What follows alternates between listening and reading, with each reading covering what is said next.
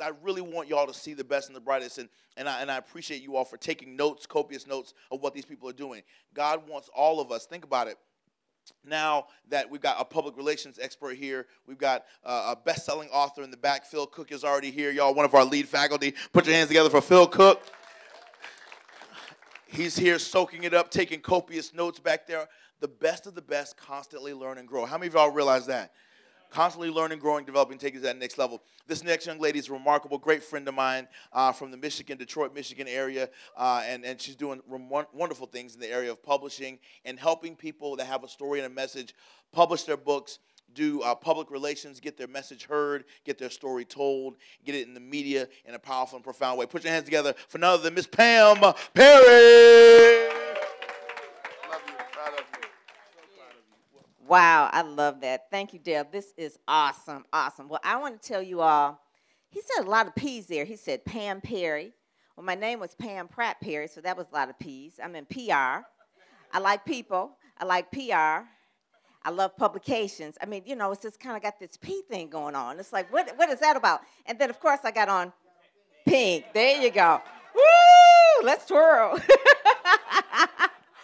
No, seriously, this right here, I'm going to tell you a little bit about, but I'm going to tell you that's the backstory, because that's why it's back there. Get it? Ha-ha. Okay. So there's 3 things that changed my life. The first one was Jesus. The next thing was Jesus' books, like Phil's book, Joyce Meyer books, John Maxwell books, right? Love books. And then the third thing that changed my life was speakers. Not just any speakers, inspirational speakers, motivational speakers. So Jesus changed my life because I was, you know, a mess before Jesus, okay? Even though I grew up in the church, I happened to live next door to my pastor.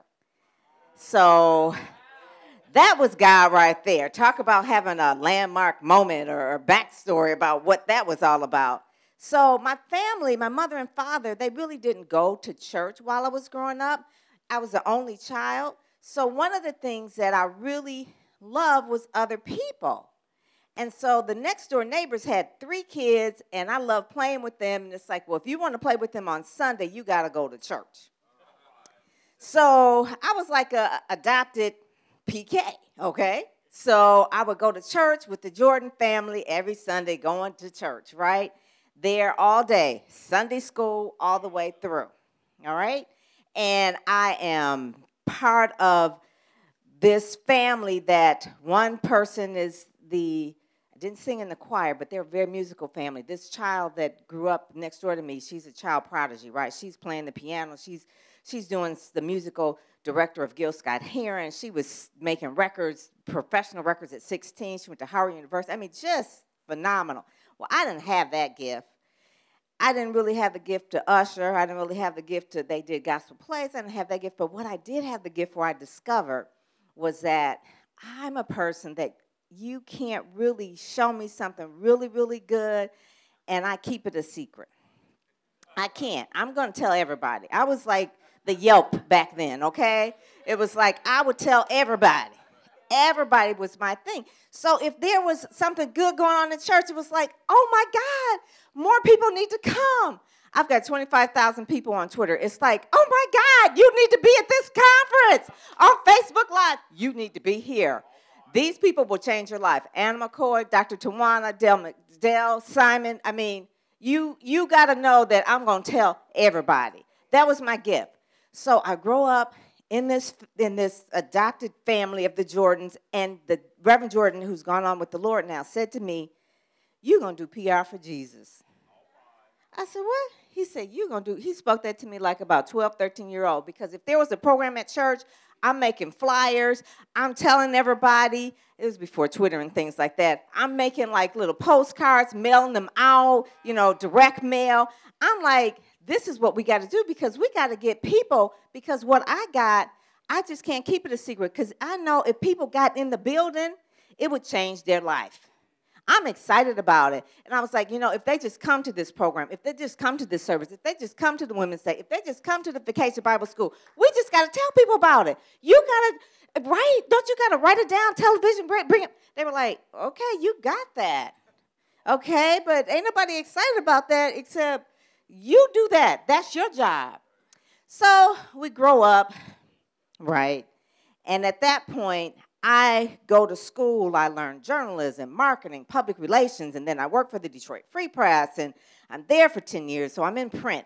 Then I work in radio, and then I worked there for a few years, like 5 years, and then I go into television. I work for Christian Television Network, and I'm in radio, TV, print, and then I work with a magazine, Michigan Chronicle, and then I actually produce my own Christian-type magazine, right? And it's like all these things kind of pull together.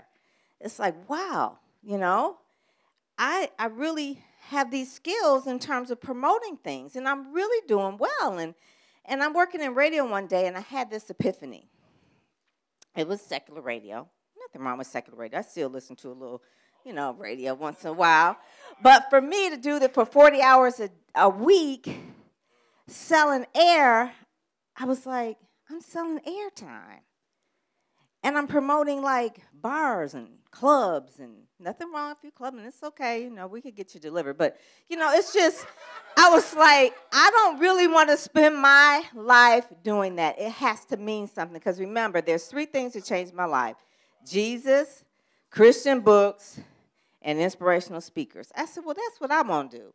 If I'm going to promote something, sell something, spend my time thinking and doing about it, that's what I need to be doing. So I quit. And I had been fired from a lot of jobs, too. Sometimes you get fired from stuff so God can direct you in the right path, right? It's like, I'm fired. But no, it's just like a way for me to send a road sign to you, quit going that way and go this way. So I quit that job, making really good money, to go work for Joy of Jesus. Joy for Jesus. That is it. And what did I do? Marketing, PR, promotion, fund development, events. Woo! I worked a lot of stuff for Joy of Jesus. Matter of fact, it was that some days I did not have no joy because I was working so much for them nonprofits. I was like, okay, I said I didn't want to work 40 hours a week doing this. Now I'm working 80, but I did love it. So eventually I went on to become the PR director for the Salvation Army. Keyword being what? Salvation. There you go. I told you that's what changed my life. And I'm just like, hey, it's got to change my life too. So I want everybody to know about salvation, because I know if you messed up and you got stuff going on, that will help you get the right way. But besides that, also books. So during this time, I'm reading different books, and different authors are changing my life. And this is like in 90s, right? And I said, I really think that if more people knew about this book, it could change their life too. So I remember the first author that I actually promote. Anybody ever heard of Jewel Diamond Taylor? She's out of California. This is my first author. She did a book signing at Apple Book Center. I was like, you know what? You need a lot of people to come to your book signing because they need your book to change their life. And that's how I got on the whole point of really promoting authors/speakers. Then, of course, Les Brown was in Detroit, and I was like, you know what? You're coming to town. I want to help promote you. I mean, I'm doing all this, besides being director of PR for the Salvation Army, I'm doing this, quote, unquote, on free, just because that's my natural anointing of public relations, to just walk in it and promote it. So if I know that you're doing something really, really good, and you need to have a whole brand put together, the whole platform, the whole shebang, I'm the person that just naturally is like, bam, bam, bam, that's what you need to do. So we put this together, and I get married to my husband back there, another P, Perry, right? Got to keep it with the P's. Keep it on my P's and Q's, right? So get married, had a baby, and I said, you know what, I really want to work for myself. I left the Salvation Army, but I really want to do something else. So I started Ministry Marketing Solutions. Duh, does that make sense, right? I love ministry, I love marketing, and I want to be their solution. Did that, started in 2000, 17 years old this year. How about that? Now, starting out in the beginning, it was not that much hand clapping going on, because they were like, what? Even my husband said, you sure you want to call it Ministry Marketing Solutions? That sounds a little Christian, too churchy. Well, that's who changed my life. That's who I want to work with. So I had these authors, and then I started working with Zondervan. I started working with Moody. Started working with Waterbrook Press and Warner Faith. And I mean, they at this point, the Christian thing and the Word Network and all these kind of things start coming up. And I'm like working for Christian television, producing shows and all of that. I was like, woo, we are in here. And it became to the point where I'm promoting authors. And this was really before Facebook. Anybody remember something called MySpace? Woo! So I tried to get my authors to say, you know what? We need to get you to connect with your readers via MySpace. What? That's the devil.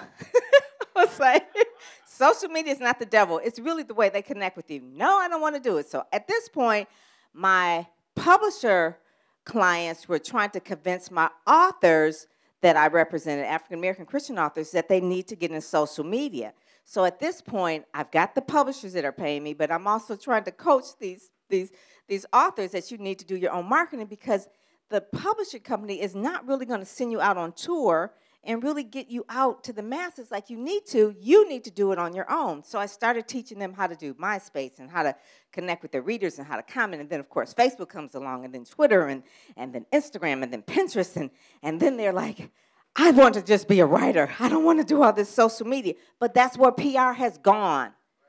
So at this point, the publishing industry is kind of wrecked and did a car wreck where now everybody can self-publish a book. You know, go on CreateSpace, Lulu or iUniverse or whatever. So you've got all these authors. And I love authors, but I'm telling you, there's some bad authors out there. Just because you have a computer does not mean you can write a book.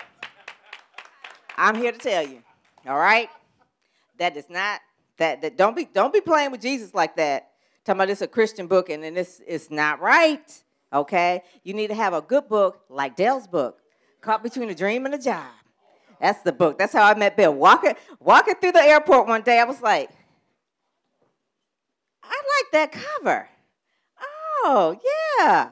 Now, I have this thing. This is a side story. I have this thing. You know how some people will go and, like, adopt dogs that are, like, lonely dogs or that sort of thing, and you see them, it's like, oh, he's so cute. Or even, like, people will buy ugly houses.